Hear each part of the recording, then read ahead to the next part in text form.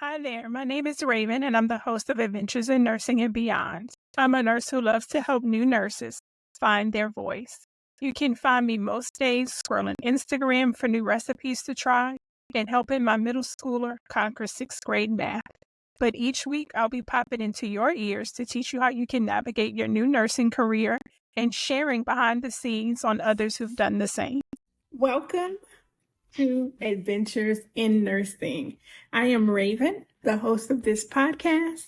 This is a podcast that, like no other, where I'm going to give you real life experiences based on things that have happened in my nursing career and how they have shaped me, what I learned from them, and hopefully they can help you be a better nurse. So I'll give you a little background about me. I have been a nurse for 20 plus years. I've worked in various settings from hospitals, long-term care facilities, nursing homes, agencies, home health, psych nurse. So I have a lot of experience. I'll say that my top 3 favorite places that I have worked have been in long-term care, psych, and I really love home health. I like the connection of reaching patients one-on-one and really getting to develop a relationship with them. I feel like when you develop that one-on-one relationship with the patient, they are more open to sharing things with you, and you can see where they really need assistance. So before I get started on my experience that I want to share with you for today, I want to say something to new nurses out there. If you are a new nurse out there, I just want to let you know 3 things, okay? One of which is there are many ways to get the job done. We learn the textbook way when we're in school, and then when you get into real life situations away from preceptors and that learning phase, you realize that sometimes you have to get the job done by any means necessary. Okay? So just keep that in mind. There are many ways to get the job done. None are necessarily wrong. 2, the best experience that you're going to get is that hands-on training, on-the-job training. The textbook cannot prepare you for the actual one-on-one with the patient, if that makes sense. Like, you learn stuff in the book, but it doesn't happen according to the book in real life. You can have 2 or 3 situations going on at one time, and you really have to develop nursing judgment. I don't think when you finish school and you become a nurse that you just automatically have nursing judgment. I think that is something that is acquired over time.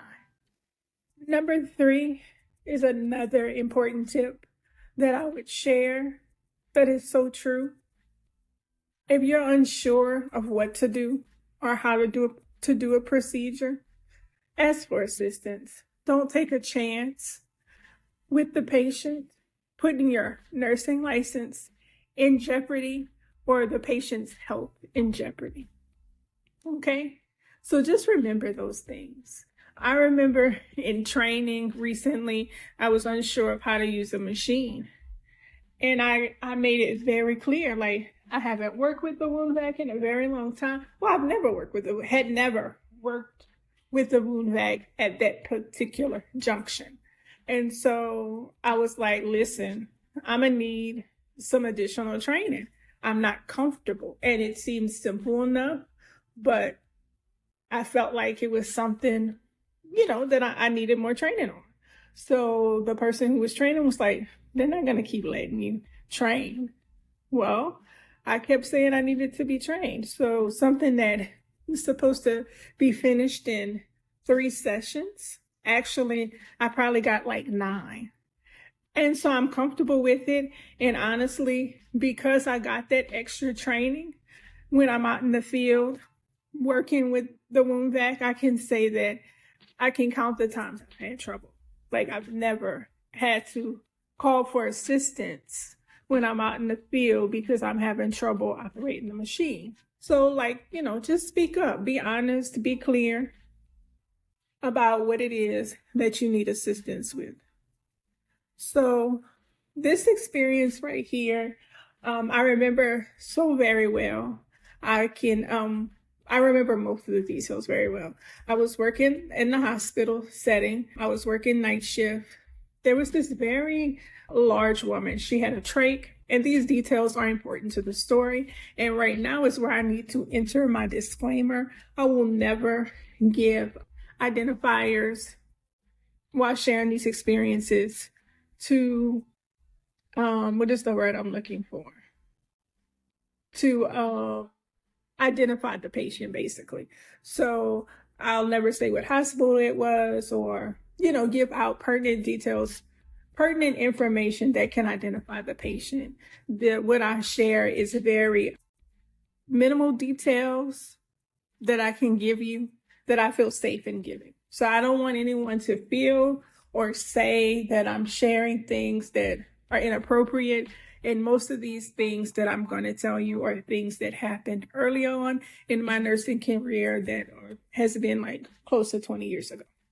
So with that being said, I was working at a hospital, working the night shift, and there was this rather large patient. She was in a big boy bed. So that meant she was really big, like maybe 400, 500 pounds. I remember her distinctly because she had a trach and she was like, my throat's itching. She wanted to stick things in there to scratch. And so when I came in there that night, she asked me, and I'm not going to use the term she used, but she was like, I need you to clean in between my legs, clean my vagina. And I'm like, excuse me? She was like, well, I can't get down there and it's burning or either itching. She had something going on in there. And the way I handled that was in that moment, I was like, say what? Like in my mind, like, you want me to do what? Like in my mind, I'm saying, am I supposed to do this? Is this my job description? Because, in nursing, we assist our patients. We want them to be as independent as they can. So tending to your ADLs and your bodily functions, that's not something we normally do. We only do those things if you can't do them for yourselves, or we try to work with you to get you to a point where you could do these things for yourself. But because she was so obese, it kind of hampered her mobility. And I don't know if she could get to where she needed to get, but I just remember being kind of shocked, a little appalled, even a little offended that she asked me this question. Now, I don't remember what I did, and I probably did nothing, because I just didn't know. I didn't ask somebody. I don't recall asking anyone. I don't know if I did. I really don't remember, okay? But in hindsight, 20 plus years going forward, I realized that I handled that situation incorrectly. Because if the patient is telling me that she's having vaginal discomfort, whether it's burning, itching, odor, then there was some questions I needed to ask her. There was an assessment that needed to be completed. And then her PCP primary care physician needed to be notified because maybe she had a yeast infection. Maybe she had a sexually transmitted disease. Was she recently put on antibiotics? Like there are, was she diabetic? Because that can have issues with yeast infections and things and such. So, yeah, I just realized going forward, fast forward to now, they're like, hey, that wasn't, I didn't do my best when I was working with her. So I'm here to tell the new nurses that the patient needs or your responsibility from head to toe. So whatever complaints or concerns they may have that may arise during your shift, it is up to you to tend to them. You're there to help the patient, to be the communication, the middleman between the patient and the doctor. And you need to be an advocate for them. So I can honestly say now that I didn't handle that situation correctly. And, it could have been handled better than what I did.